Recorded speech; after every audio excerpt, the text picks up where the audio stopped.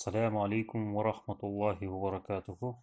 Урматтуу достор, араб тилине саякат аттуу долбоорубузга кош келипсиңер. Биз сиздер менен буга чейин бир нече тамгаларды өткөнбүз араб алфавитинен. Бүгүн болсо ошол алфавиттин эң акыркы тамгаларын өтөбүз. Ошо менен сиздер алфавитти толук жыйынтыктаган болосуздар. Анда эмесе баштадык. Бул һ тамгасы экен. Һ, һи, һо. Мисал катарында бул жерде биз сүрөттү көрүп турабыз. Бул сүрөттө белекти берип атканын көрүп атабыз. Белекти араб тилинде хадиятун. Һ тамгасы сөздүн башында. Ал эми бул жерде болсо биз дарыяны көрүп турабыз. Дарыяны араб тилинде нахрун. Һ тамгасы сөздүн ортосунда. Ал эми бул жерде болсо биз мөмө жемиштерди көрүп турабыз. Мөмө жемиштерди араб тилинде фавакихун. Һ тамгасы сөздүн аягында. Ал эми кийинки тамга бул вау тамгасы экен. Вау тамгасы ва, ви, у. Эгерде ушундай аракеттери турган болсо, ушинтип окуйт экенбиз. Анда эмесе мисал катарында бул жерде биз роза гүлүн көрүп турабыз. Роза гүлү араб тилинде вардатун.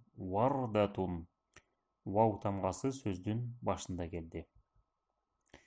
Ал эми кийинки сүрөттө биз самынды көрүп турабыз. Самынды араб тилинде сабун. Вау тамгасы сөздүн ортосунда келди. Ал эми бул сүрөттө болсо биз челек, чака кандай аталышты болсо дагы араб тилинде муну дәлвун. Вау тамгасы сөздүн аягында. Ал эми бул араб алфавитинин эң акыркы тамгасы болуп эсептелет. Бул я тамгасы экен. Сөздүн башында, ортосунда ушундай жазылат. Ал эми эгерде ушундай үстүндө аракеттери турган болсо, я, ый, ю деп ушинтип окуйт экенбиз. Мисал катарында бул жерде адам баласынын колун көрүп турабыз. Колду араб тилинде ядун. Я тамгасы сөздүн башында. Ал эми бул жерде болсо биз бадыраңды көрүп турабыз. Бадыраңды араб тилинде хиярун. Я тамгасы сөздүн аягында. Кечиресиздер, сөздүн ортосунда. Ал эми бул сүрөттө биз отургучту көрүп турабыз. Отургучту араб тилинде курсиюн. Я тамгасы сөздүн аягында келди.